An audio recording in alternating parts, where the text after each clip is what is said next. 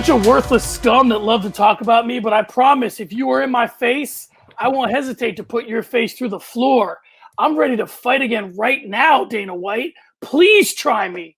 I promise I will baptize you in the name of Street Jesus. And with that, welcome to Early Stoppage, a show where the news of the day is usually given just enough time, but sometimes not enough. If this is your first time stopping by, we thank you, and get ready for something you won't find anywhere else. I'm John Franklin. I'm joined as always by Craig Allen of Fight Night Picks. Craig, how are you? Papa bless. I'm just glad there's going to be fights this weekend. Me too. All right, on this episode of Early Stoppage, we talk Moraes going into business, Sean O'Malley's fits, and Paul Felder checking Twitter tough guys. We begin with the death of Abdulmanap Nurmagomedov. The report from MMA Junkie reads, Nurmagomedov died after a battle with complications resulting from COVID-19. He was 57 years old, the father of UFC lightweight champion Khabib Nurmagomedov. Abdulmanap was his son's head coach. He was a staple of Khabib's corner for much of his career and coached numerous other MMA notables as well. Craig, there's a lot of different ways to take this. I'm going to resist the urge to discuss how this affects the future of both Khabib's career and by extension the sport, although I will say of note, Michael Jordan retired after his father was murdered. Obviously, that's a different circumstance a little bit in the way that the person died. Let me first say our condolences go to the Nurmagomedov family and anyone that Nurmagomedov had an impact on, who his loss is being felt by. Craig, I have to be honest with you, because I knew Mr. Nurmagomedov loomed large in his son's world, but I didn't think his reach extended the way that it did. I guess I viewed him similar to Stephen Thompson's dad. So I'll defer to you, putting Mr. Nurmagomedov's life into perspective. It's kind of weird. I mean, right? Like his son and a lot of his son's friends went from training just exclusively in Dagestan to all of a sudden AK in San Jose, California, like two totally different worlds. But you saw a lot of fighters migrate camps. You saw at a certain point Abdulmanap able to travel over to the States, kind of coach his son, but mainly allowing Javier Mendez kind of full reign to do whatever he needed to do. Of course, speaking of reigns, if Abdulmanap, I mean, he was a stern man and could be a hard man to deal with. If he needed to, he could crack the whip and kind of pull the reins in, so to speak. But it's just interesting to see, yeah, like you said, how big of a reach this man had, not just over his son or extended relatives, but over an entire region in terms of their sporting prowess and sporting futures. And we're going to see this guy's legacy touch on a lot of different fighters moving forward. I know Zubair Tukhugov, Islam Makhachev, those are two main guys that will train with Khabib or that you see in the corners. But another guy that's got a fight coming up shortly and had to withdraw, didn't have to, but did withdraw due to this was Khabib's cousin. And I know he has a lot of cousins, but Umar Nurmagomedov, who we're looking forward to his UFC debut. So overall, just kind of putting it into perspective, huge force in terms of coaching, a name that wasn't really brought up in, the same light as a Mike Brown or Javier Mendez or Firas Zahabi, but was definitely incredibly influential on a lot of different fighters, especially early on in their development as well. A little bit of this is culturally, but I will also say that I think the mere fact of the place that Abdulmanap held in Khabib's life says a lot about him. I mean, Khabib, for the most part, doesn't answer to anybody. I mean, there's huge, huge personalities that Khabib does not allow to shake him down. Daniel Cormier, Dana White, even Conor McGregor to an extent, never really could get to Khabib in the way his father can. Now, I understand, I'm a father, so I get the bond between a father and a son is different than these outside entities, but it says a lot about who Abdulmanap was, that he held that reverence from Khabib and others. I think, and this is not to compare him to Kobe Bryant, but I'll compare him to Kobe Bryant in this way. Sometimes these things take a little bit for you to see exactly what the legacy was, and all these stories sort of trickle out as time goes by. So I was very surprised by what fighters were saying about him when he passed, but I think we'll hear more. And I think as some of these guys are getting their belts and they're really coming to full fruition in their careers, his presence will loom much larger than it even does now. And I mean, John, in what has to be one of the toughest days an MMA fighter can experience moving forward, you look at Gilbert Burns, he found out that he lost a title shot. He had COVID-19 at the same time. However, what's bad news for Gilbert Burns is equally just as good a news for Jorge Masvidal, as Masvidal finds himself in a main event title fight against Kamaru Usman coming up this weekend. Now, John, Jorge Masvidal steps in on 6 days' notice. Many have said that he is in a no-lose situation with a built-in excuse if he loses. Now, it makes it interesting because his main corner and coach in Mike Brown won't be there, just tested positive for COVID-19 as we're filming this. So some interesting wrinkles thrown into there. But my question is Jorge Masvidal kind of playing with house money in the situation? And what does that mean for Saturday night's fight? I think it depends. Some guys that are playing with house money, they fight a lot looser. When a guy like Jorge Masvidal fights loose, that's good for him. Does it mean he's taking it as seriously? Listen, there is a lot of money, and we'll get to this later, because a very huge name looms very large in if Masvidal were to win. So I think that it's in his best interest to take this seriously. But the question becomes, I used to tell buddies of mine who I watch fights with, sometimes when you're watching a fight and there's a hole in someone's game and they're like, why doesn't he just, keep his left arm up when he throws a right kick to the leg? Why doesn't he do that? I'm like, because he's been training that for 8 weeks or 10 weeks, that every time he throws that kick, he's been dropping that hand. You can't fix it in a minute. I think that either Jorge Masvidal has been training and keeping himself in shape in case this were to happen, or he hasn't. And if he hasn't, it's going to be a long night. I do think that he possesses the kind of power that could, listen, when he did to Asker, when he did to Till, I don't know that Usman is there's no way you could do that to Kamaru Usman. We haven't seen that done to Kamaru Usman, but I don't know. I think that hopefully Masvidal takes advantage of the situation because it's a huge advantage. I would reference Michael Bisping, who turned himself into a Hall of Famer on a short notice fight where he turned around and won the belt.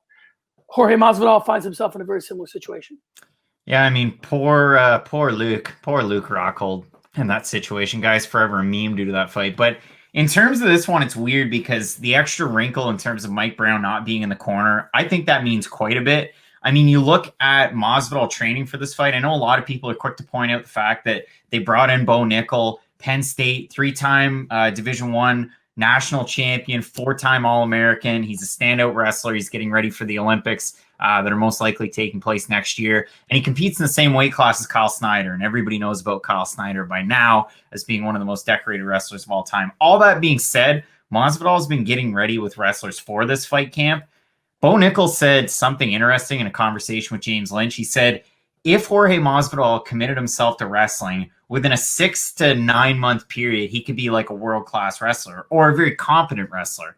But they only train for 2 or 3 months. So yeah, I'm sure you're really sharpening the knife, but is it going to end up being a butter knife or a steak knife? Like, what are we going to get on fight night? And I'm going to say that knife's a little bit dull due to the fact that you're going to have to cut 20 pounds in 6 days. Whether or not that's true, I don't know. And the picture that he took on the plane from Rome to Abu Dhabi is a little sussy when you're taking a bite of the za. But if you're flipping za in the air, he's doing the old trick. Maybe he's chewing it and spitting it out. Maybe it was just a photo op. But still, I'm a little suspect whether or not this main event is going to happen. Sorry, hate to say it. Don't want to jinx it. Knock on wood, it actually does. But I don't know if this fight's going to take place. Yeah, I think that anytime I hear a wrestler say that if this person dedicated themselves to X number of months or whatever, they'd be a high-level wrestler. Number one, what do I expect them to say if they're in the guy's training camp? And number two, that's like saying if I dedicated 6 to 9 months of my life to marathon running, I could finish the Boston Marathon. Doesn't mean I'll win it. So if you're fighting Kamaru Usman and you're wrestling Kamaru Usman, you're running the Boston Marathon and you're trying to win it. So I don't know that he's had enough practice running or wrestling in this case to win the Boston Marathon. So I'll just leave it at that. All right, Craig. Speaking of COVID-19, Brendan Schaub, WebMD for Jerkoffs, had a positive test for the coronavirus and then proceeded to tell his audience, an audience, by the way, he had already told previously that the public reaction to the virus was overblown, doubled down, said, hey, I got it. I'm fine. It's business as usual. My family's fine. Everything's good. I'm going to keep living my life. He said a lot. Craig, we've been critical, or more specifically, I've been very critical of Brendan Schaub in the past. So I'll just ask this as down the road, middle of the road, unbiasedly as I can. What were your thoughts when you saw how Schaub handled this situation? Shout out to r/the fighter and the kid. That subreddit is blowing up, and I'm a homeless cat just like they are. So shouts to you guys. But realistically, I mean, I would tune into some of the stuff just for a laugh, just for a little bit of fun, a goof and a gag.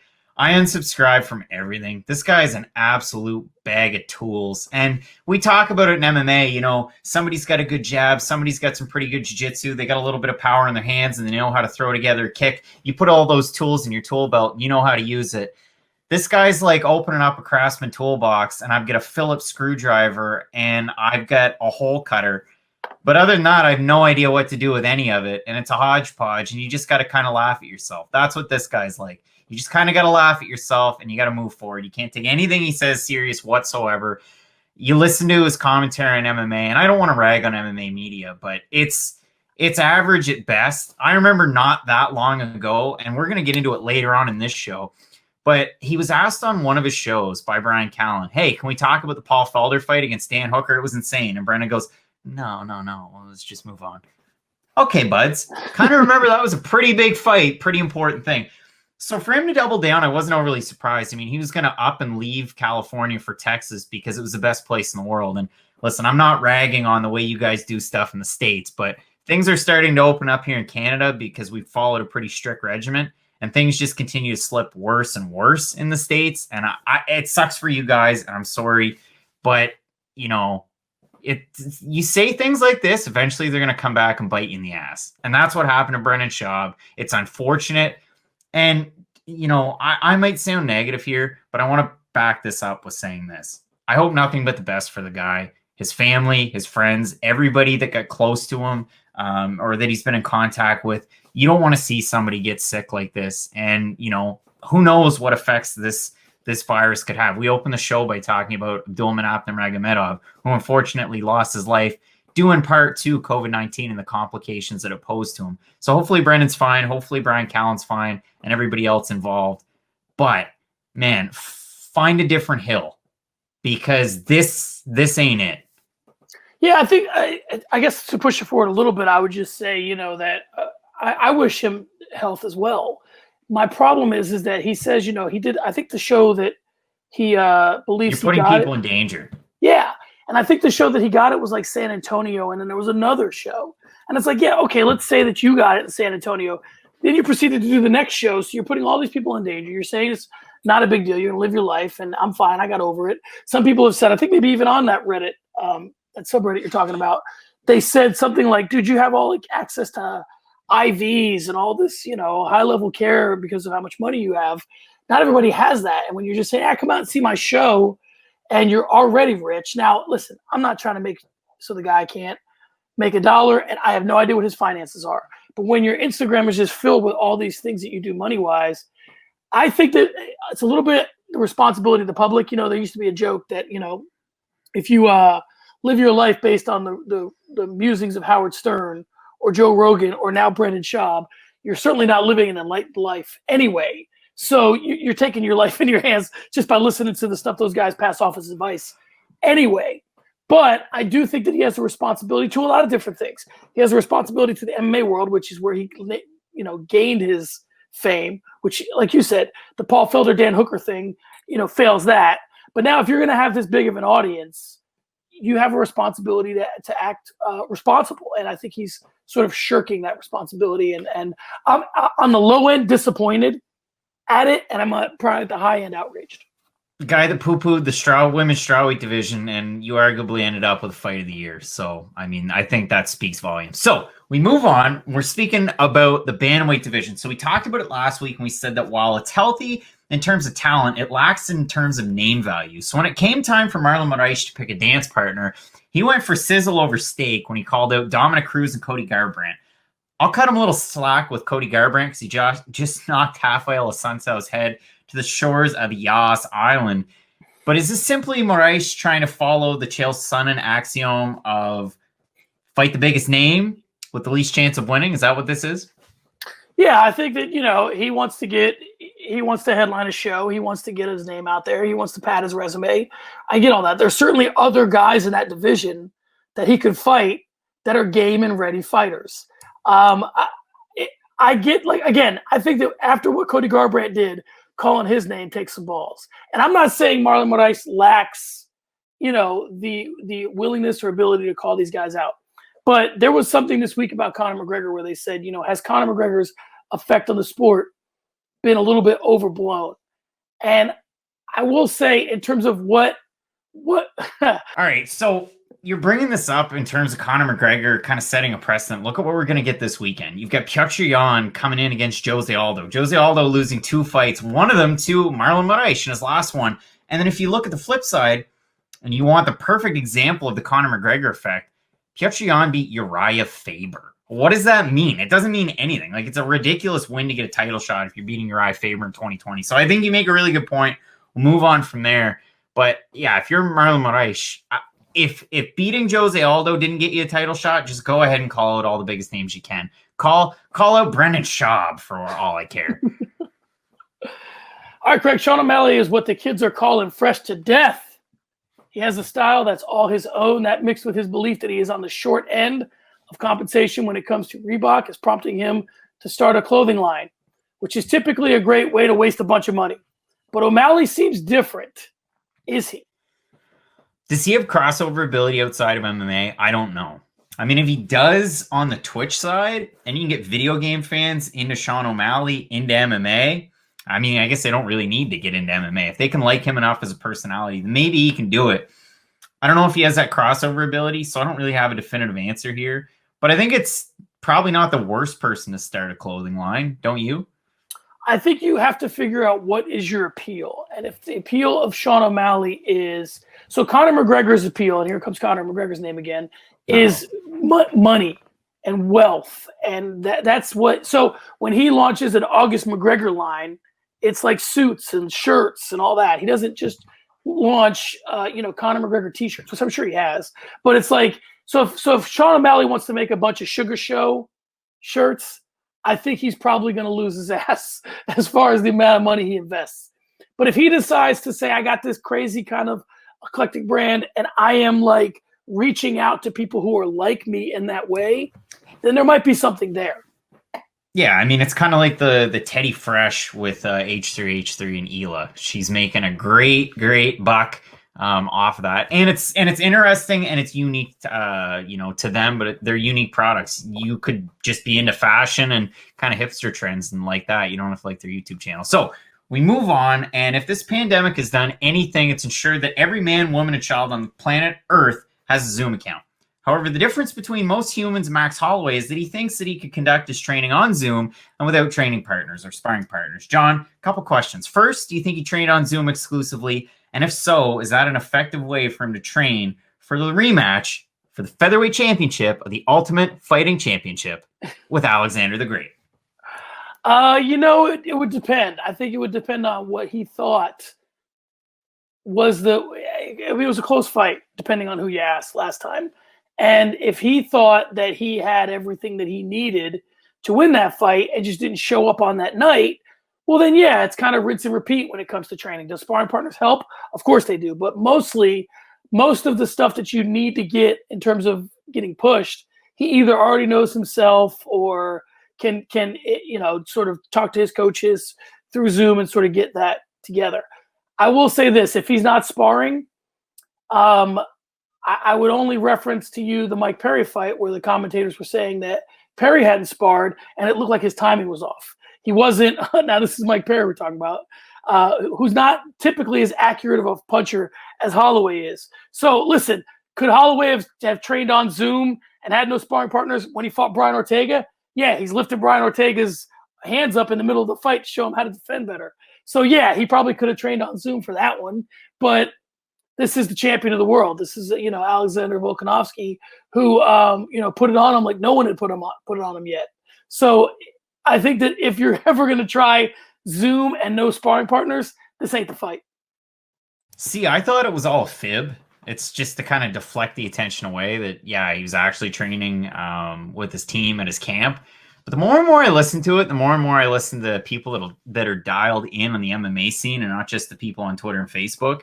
It seems like, yeah, he might have actually just trained on Zoom.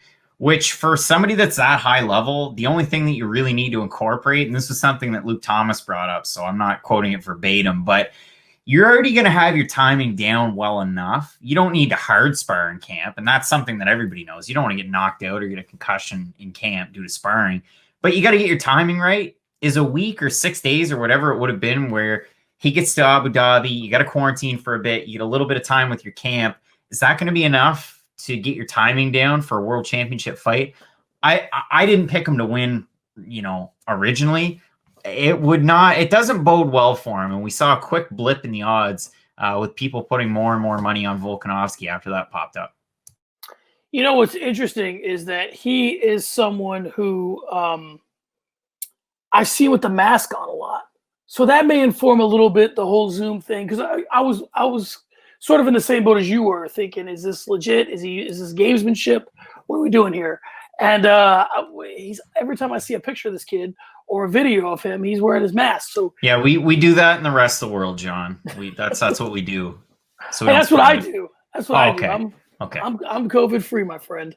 All right, let's talk about Sparring Sessions. Listen, this week, MMA fighting writer and alleged nice guy Alexander K. Lee wrote about the ranking system. He wrote a lot, and I'm sure we'll get into what he wrote. But let me just ask you this to kick this thing off. Does the UFC take their rankings seriously, and should we? No.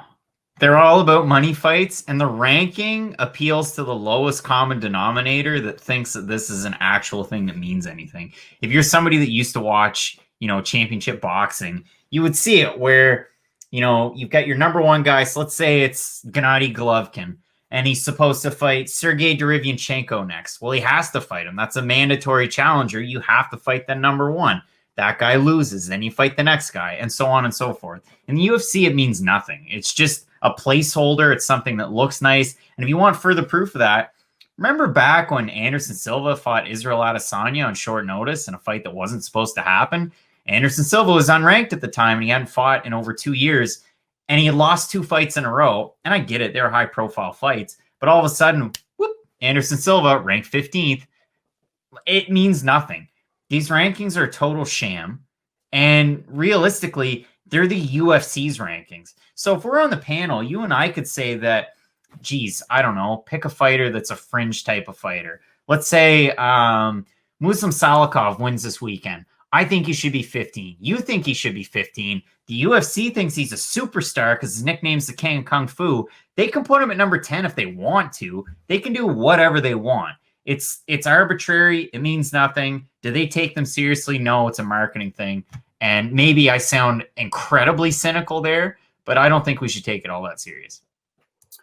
So a couple things that were interesting about the article, and a couple things that kind of prompted the article, were this thing about Eric Kowal when he tweeted out, in terms of the briefing notes that are given to the voters before every event, how a win or a loss or it could affect things. One, I thought it was interesting that Kowal tweeted that, because obviously they've been doing those notes for a while, and why he chose now to do it was interesting. But some of the names that you hear associated with this panel are interesting as well. Obviously, he's on it. He's a very relevant figure in MMA media. But you hear. Go ahead. Yeah, sorry. Second interruption of this show. I remember way back when I was on Between the Links version 2.0. I think at the time. I think it was 2.0. It's on 3.0 now. Check it out. MMA Fighting with Mike Heck. But I remember when I was really critical of the UFC's rankings, and I've always been really critical. And I started picking out names on that list that didn't make any sense. And I was absolutely hammered on and scolded. And I was told I shouldn't say stuff like that. You shouldn't attack those guys without saying it to their face.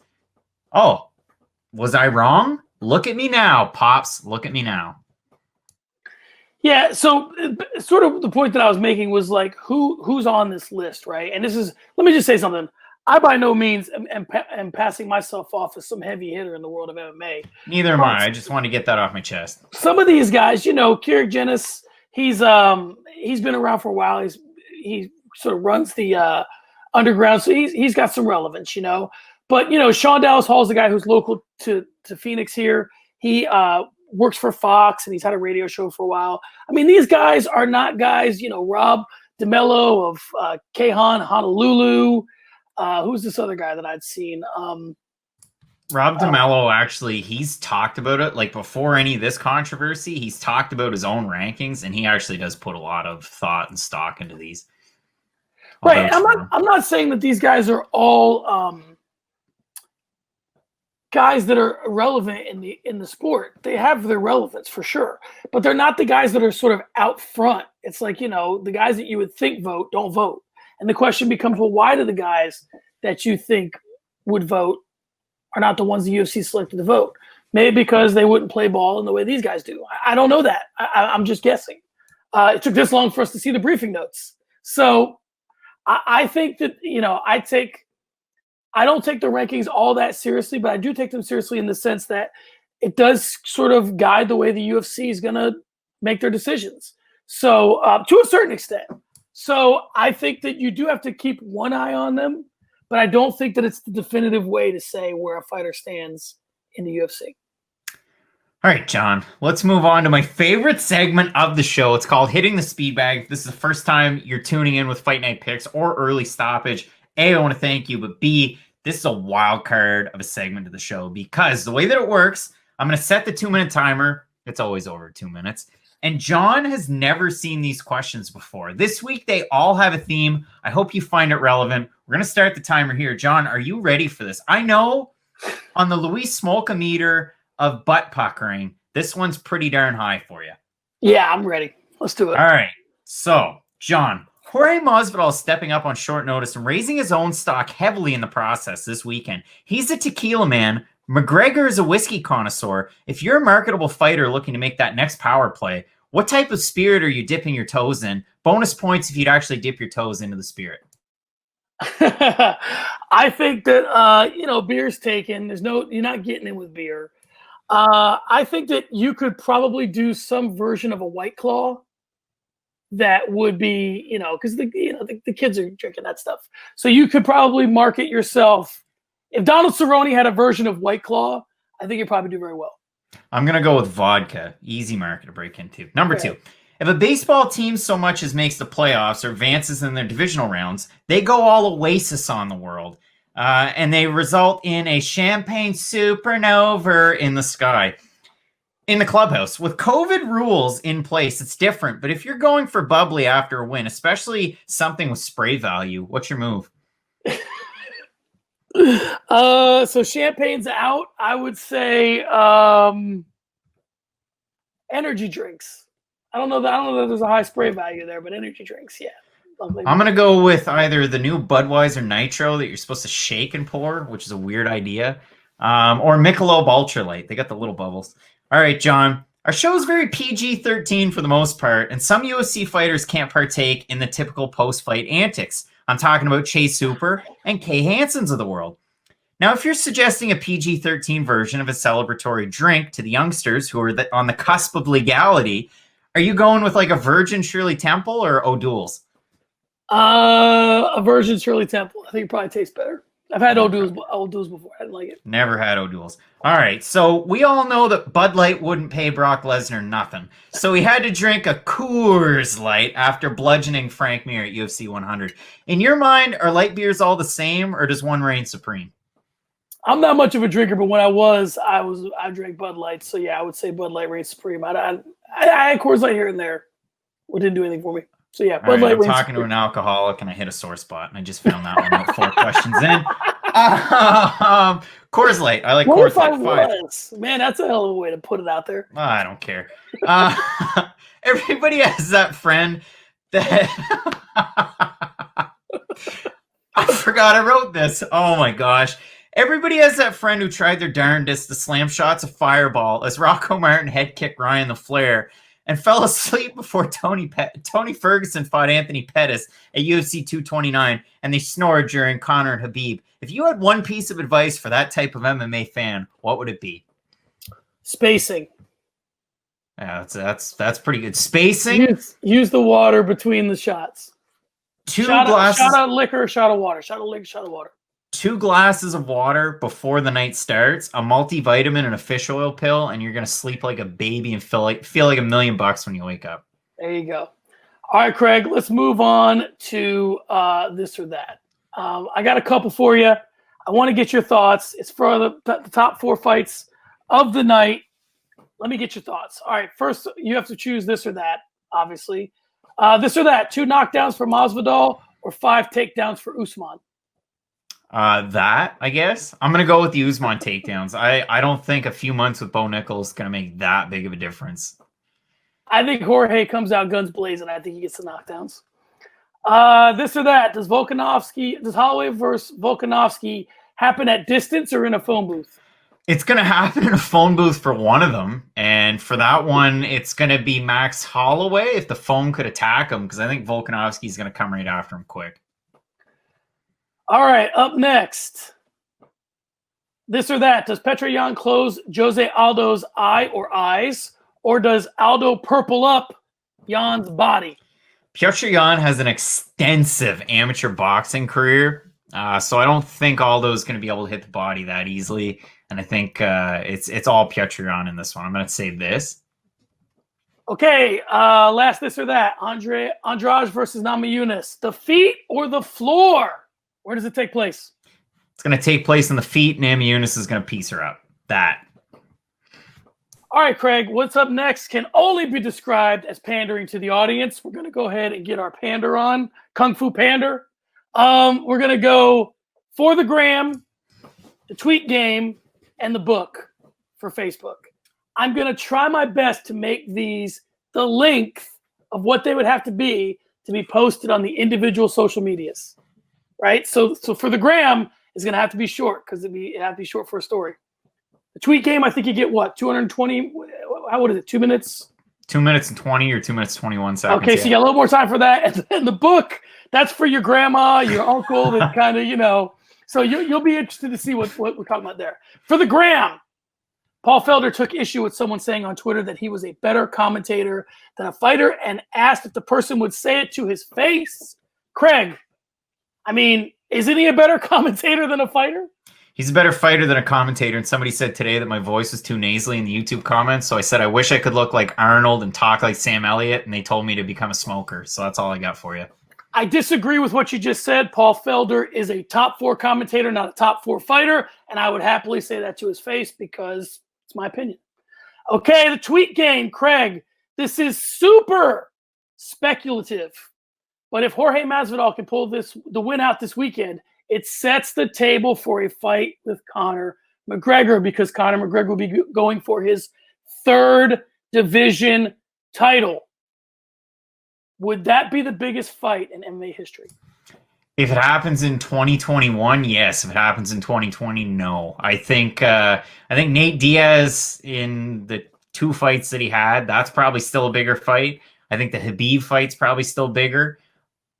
It's a huge fight. It's probably the biggest fight you can make right now for Conor McGregor. I just don't know if it's the biggest fight of all time. I think it's the biggest fight of all time for the very simple reason that I think Jorge Masvidal, this will be the first time, and if you can name another one, I'd be pretty damn impressed.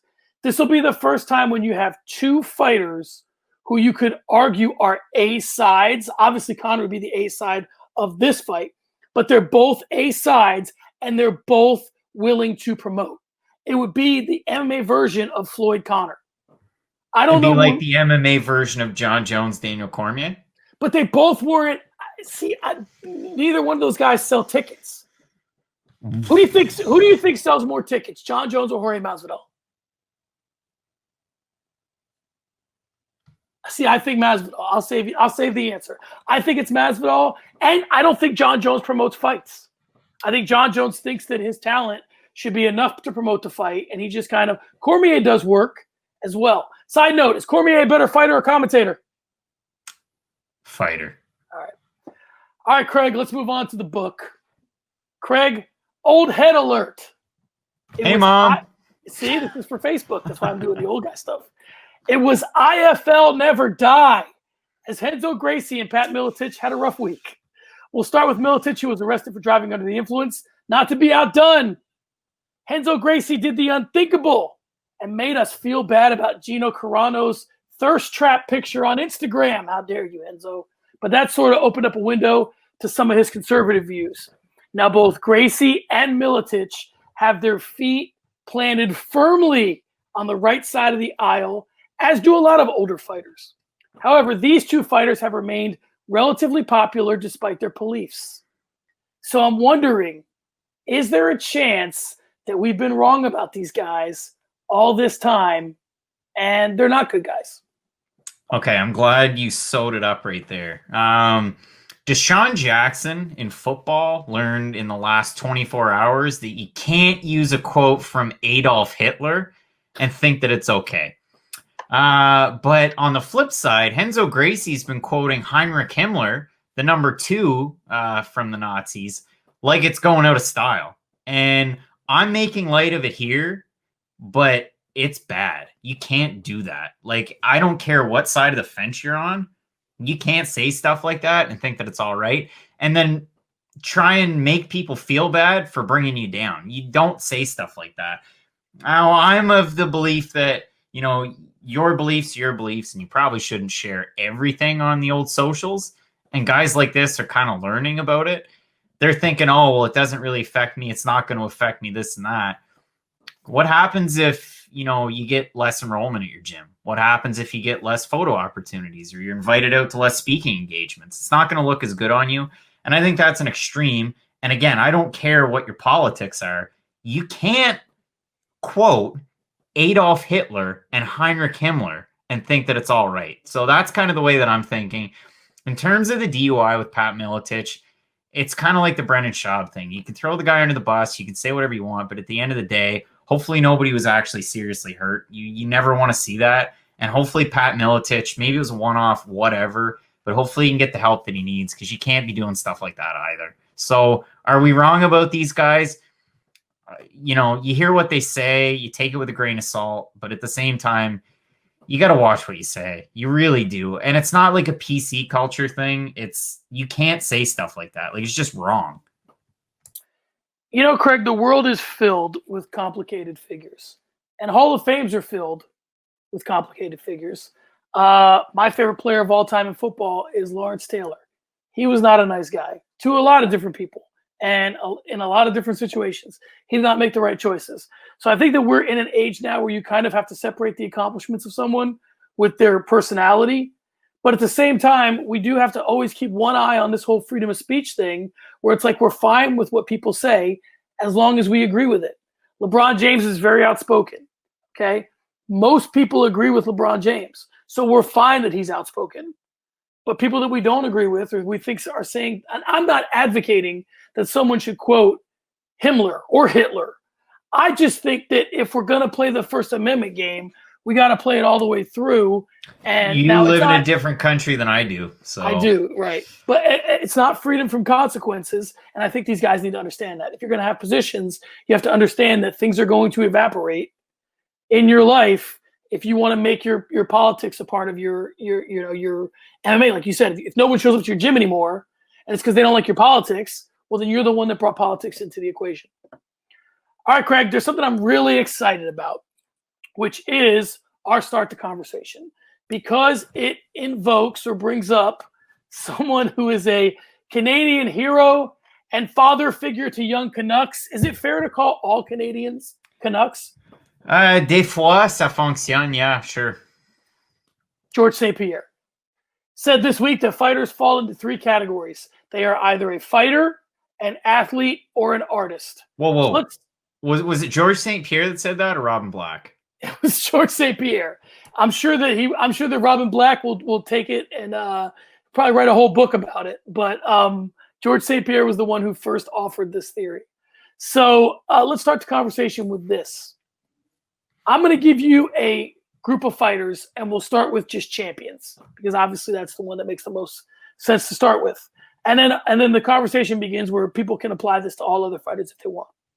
I'll say a current UFC champion. You tell me whether they are a fighter, an athlete, or an artist. All right, let's start in the flyweight division. Davison Figueiredo. Not a champion. Continue. Marlon Moraes. Athlete. Okay.